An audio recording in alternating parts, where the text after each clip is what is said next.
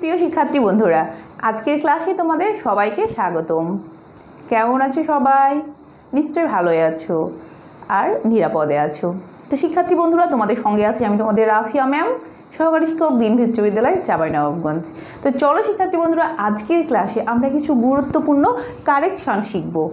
আমরা কিন্তু মেজর ভুলগুলো এই কারেকশনগুলোতে করে থাকি।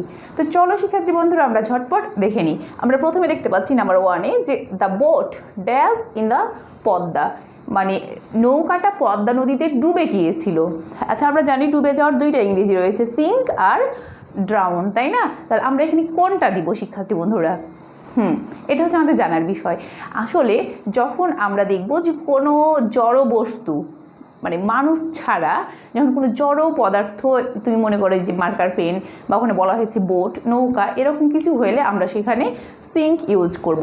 আর ড্রাউন কখন? শুধুমাত্র মানুষের বেলায় আমরা ইউজ করব ড্রাউন। তাহলে আমরা এখানে কি পেয়েছি? দ্য বোট, নৌকা, যেহেতু এটা জড় পদার্থ, তাহলে আমরা কি দিব? এটা কিন্তু সিঙ্ক দিব। এটা যেহেতু পাস্টের ঘটনা, আমরা এখানে শ্যাঙ্ক করে দিলাম। এখন তুমি যেমন টাইটানিকের বেলায় আমরা কি দিই? শ্যাঙ্ক দিই না, কিন্তু মানুষ হলে আমরা দিব ড্রাউন। আচ্ছা শিক্ষার্থী বন্ধুরা, এরপরে 2 নম্বরে দেখো যে hard work dash his health. Hard work বলতে কি? কঠোর পরিশ্রম, ড্যাশ হিজ হেলথ, তার শরীরের উপর একটা কোনো প্রভাব ফেলেছে। আচ্ছা, কঠোর পরিশ্রম করা উচিত, পরিশ্রম তোমার জীবনে দরকার আছে, কিন্তু অনেক বেশি কঠোর পরিশ্রম শরীরের উপর কি প্রভাব ফেলে শিক্ষার্থী বন্ধুরা? হ্যাঁ, অবশ্যই নেগেটিভ প্রভাব ফেলে। নিশ্চয় তোমার অনেক পরিশ্রম করলে স্বাস্থ্য অনেক ভালো হয়ে যায় না। তাহলে আমরা এখানে 2টা দেখতে পাচ্ছি যে ইফেক্টেড আর অ্যাফেক্টেড। ইফেক্টেডের অর্থ হচ্ছে কি? কোনো কিছুতে ভালো প্রভাব ফেলা, আর অ্যাফেক্টেড মানে ক্ষতিকর প্রভাব ফেলা। তাহলে হার্ড ওয়ার্ক তোমার শরীরে কেমন প্রভাব ফেলতে পারে? নিশ্চয়ই বুঝতে পারছো যেটা একটা খারাপ প্রভাব ফেলবে। তাহলে আমরা এখানে নিব কি শিক্ষার্থী বন্ধুরা? অবশ্যই অ্যাফেক্টেড। এরপরে দেখুন শিক্ষার্থী বন্ধুরা, নাম্বার 3-এ রয়েছে যে হি ড্যাশ হিজ গিল্ট। সে তার কী করলো? গিল্ট বলতে আসলে দোষটাকে স্বীকার করে নিল। তো আমরা এখানে দেখতে পাচ্ছি অ্যাডমিটেড মানেও স্বীকার করা, আবার হচ্ছে কনফেসড, এটা অর্থ হচ্ছে স্বীকার করা, কিন্তু কোনটা কি? আচ্ছা, অ্যাডমিটেড কখন কি? এরকম কিছু অপ্রিয় সত্য কথা রয়েছে যেটা আমরা স্বীকার করতে চাই না, তারপরে অনেক সময় স্বীকার করতে হয়।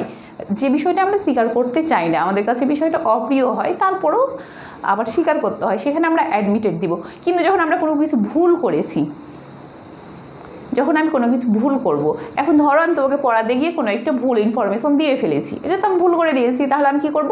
আমি যখন নিজে ভুল করে ফেলেছি তখন কিন্তু সেখানে আমি কনফেসড করব।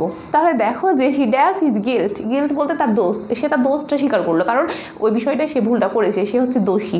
তখন আমরা এখানে দিব কি? কনফেসড। এখানে কিন্তু আমরা আর অ্যাডমিটেড দিব না শিক্ষার্থী বন্ধুরা। এরপরে দেখো যে নাম্বার 4-এ রয়েছে mister Rahman had many dash habits.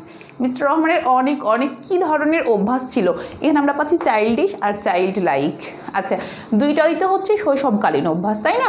কিন্তু বিষয় হচ্ছে যে চাইল্ডিশটা হচ্ছে নেগেটিভ অভ্যাস, আর চাইল্ড লাইক হচ্ছে পজিটিভ অভ্যাস, যে শৈশবে তার কিছু ভালো অভ্যাস ছিল, যে সে মিথ্যা কথা বলতো না, সে খেলতে পছন্দ করতো, সে হচ্ছে যে তার এক কথায় সে অনুকরণ প্রিয় ছিল, অনুগামী ছিল, এরকম কিছু যখন ভালো জিনিস বলবো তখন আমরা বলবো চাইল্ড লাইক। আর চাইল্ডিশ মানে কি? সে বেশি কোনো কিছু শয়তানি করতো, নেগেটিভ কোনো কিছু যখন, তখন আমরা চাইল্ডিশ বলবো। তাহলে শিক্ষার্থী বন্ধুরা, মিস্টার রহমান হ্যাড মেনি, আমরা কি দিব? অবশ্যই পজিটিভটাই দিব, তাই না? যে মেনি চাইল্ড লাইক হ্যাবিটস। ওকে, এরপর দেখো নাম্বার 5-এ রয়েছে মার্কনি ড্যাশ রেডিও। এটা কিন্তু অনেক গুরুত্বপূর্ণ একটা বিষয়। হ্যাঁ, এখানে রয়েছে যে ডিসকাভার্ড আর রয়েছে ইনভেন্টেড, যার অর্থ হচ্ছে আবিষ্কার করা। এবার বিষয় হচ্ছে মার্কনি তো হচ্ছে রেডিও আবিষ্কার করেছিল, তাই না? কিন্তু ডিসকাভার্ড মানেও আবিষ্কার করা, ইনভেন্ট মানেও আবিষ্কার করা। তো কোনটা দিবা? ইয়াস, যখন দেখবা যে কোনো জিনিস এই পৃথিবীতে আগেই কেউ আবিষ্কার করেছে, তুমি আবার নতুনভাবে সেটা কিছু করছো, তখন ডিসকাভার, মানে যেটা আগে থেকে পৃথিবীতে রয়েছে।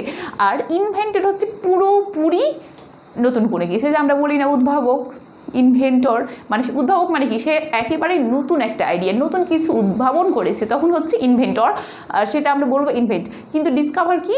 যেটা রয়েছে কিন্তু আমি আবারও এটাকে নতুনভাবে কোনো আঙ্গিকে ডিসকাভার করলাম। আচ্ছা, রেডিও তো মার্কনি প্রথমে আবিষ্কার করেছিল, তার আগে কেউ করেনি, তাহলে আমরা কী দিব শিক্ষার্থী বন্ধুরা? অবশ্যই ইনভেন্টেড, তাই না? ওকে, এরপরে দেখো যে নাম্বার 6 আমরা এর অপোজিট এক্সাম্পলটা পেয়ে যাচ্ছি যে কলম্বাস কি করেছিল ড্যাশ আমেরিকা, কলম্বাস আমেরিকা আবিষ্কার করেছিল। আচ্ছা, কলম্বাস যখন আমেরিকা আবিষ্কার করলো তখনই কি আমেরিকা পৃথিবীর বুকে জন্ম নিয়েছে, নাকি আমেরিকা তার অনেক আগে থেকে পৃথিবীতে ছিল? হ্যাঁ ছিল, কিন্তু কলম্বাস এটাকে নতুন রূপে আবিষ্কার করেছে। তাহলে এখানে শিক্ষার্থী বন্ধুরা তোমরা কি দিবা? এখানে কিন্তু আমরা দিব ডিসকভার, তাই না? তাহলে নিশ্চয়ই তোমরা এখানে দুইটা এক্সাম্পল থেকে বুঝতে তোমাদের জন্য সহজ হয়েছে। এরপরে দেখো যে নাম্বার 7 রয়েছে dash a pen I got a book. এখানে তোমাকে কী দিয়ে ফিল আপ করতে বলা হয়েছে? বিসাইড অথবা বিসাইডস। এখন বলা হয়েছে যে ড্যাশ আ পেন, একটা কলম ছাড়াও আই গট আ বুক, আমি একটা বইও পেয়েছিলাম, তাই না?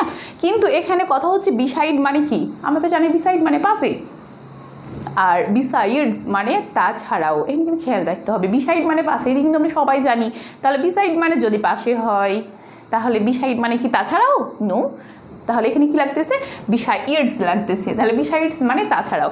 তাহলে তুমি কি দিবা? যে বিসাইডস আ পেন, একটা পেন ছাড়াও, একটা কলম ছাড়াও আই গট আ বুক, আমি একটা বইও পেয়েছিলাম। তাহলে সেক্ষেত্রে বন্ধুরা একটা নিশ্চয় বিসাইডস করতে হবে। আর যদি বিসাইডস না করো, বিসাইড করো, তাহলে কি হবে? কলমের পাশে আমি একটু বইয়ে পেয়েছিলাম, তাহলে তো যাচ্ছে না, তাই না? আচ্ছা, এরপরে দেখো নাম্বার 8 রয়েছে the man lost his dash. যে লোকটি হারিয়েছিল কি? তার আইসাইট না আইসাইট। আসলে হচ্ছে আই চোখ, আর সাইট মানে দৃশ্য, মানে চোখের যে তার দৃষ্টিশক্তি। তাহলে এটা অবশ্যই সাইট দিয়ে হবে, তাই না? SI GST. তাহলে অবশ্যই শিক্ষার্থী বন্ধুরা এটা আমরা সাইট এটা পাচ্ছি না, আমরা কি জিএসটি করতে হবে। ওকে, নেক্সট ওয়ান নাম্বার 9 দেখছি যে শেরে বাংলা ওয়াজ আর ড্যাশ লিডার। শেরে বাংলা কেমন লিডার ছিলেন বলো তো? পপুলার না পপুলাস? ওকে, পপুলার মানে কি? জনপ্রিয়, আর পপুলাস মানে জনবহুল। যেমন আমরা বলতে পারি যে Bangladesh is a populous country, Bangladesh হচ্ছে একটি জনবহুল দেশ। কিন্তু শেরে বাংলায় কি ফজলুল হক কী ছিল? জনবহুল নেতা ছিল না জনপ্রিয়? নিশ্চয়ই জনপ্রিয়। আর যদি জনপ্রিয়ই হয় তাহলে আমরা দিয়ে দিব পপুলার। ওকে, এরপরে দেখো নাম্বার 10 রয়েছে যে আই লাইক ড্যাশ গার্মেন্টস। আচ্ছা, গার্মেন্টস বলতে কি? গার্মেন্টস বলতে এই যে এই পোশাকটা, আমি কি আমার পোশাক পছন্দ করি? লুজ আর লস। লুজ মানে কি? ঢিলে ঢালা। আর লস মানে তো আমি কোনো কিছু হারিয়ে ফেলেছি। তার মানে আমি এই যে লুজ পোশাক, একটা ঢিলে ঢালা পোশাক পছন্দ করি। তাহলে শিক্ষার্থী বন্ধুরা আমরা অবশ্যই এটা কি দিব? লুজ। ওকে, নেক্সট ওয়ান দেখো নাম্বার 11 যে I read the dash regularly. কী রয়েছে? ডেইলি অথবা ডেইলি নিউজ পেপার।